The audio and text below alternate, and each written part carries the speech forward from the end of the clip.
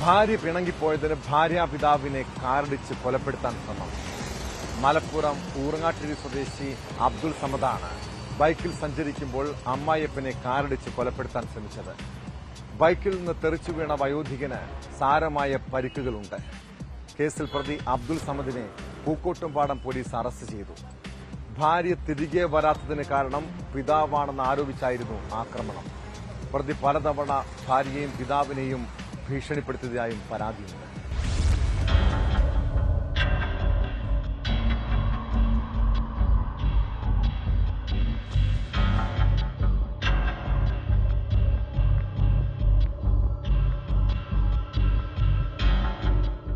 പിണങ്ങിപ്പോയ ഭാര്യ തിരികെ വരാത്തതിന് ഭാര്യാപിതാവിനെ കാറിടിച്ച് കൊലപ്പെടുത്താൻ ശ്രമിച്ച കേസിലാണ് യുവാവിനെ പോലീസ് അറസ്റ്റ് ചെയ്തത്.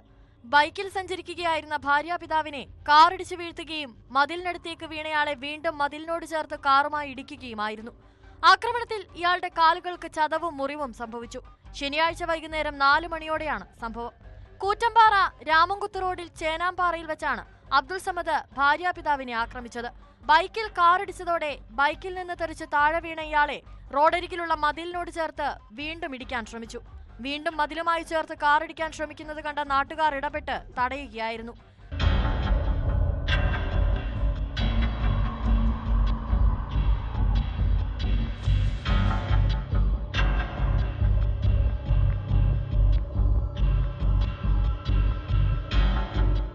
പിണങ്ങിപ്പോയ അബ്ദുൾ സമദിന്റെ ഭാര്യ വീട്ടിലേക്ക് മടങ്ങി വരാത്തത് പിതാവ് പറഞ്ഞിട്ടാണെന്ന് ആരോപിച്ചായിരുന്നു ആക്രമണം.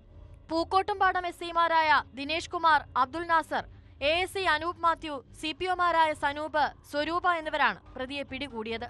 അബ്ദുൾ സമദിനെ കോടതിയിൽ ഹാജരാക്കി റിമാൻഡ് ചെയ്തു.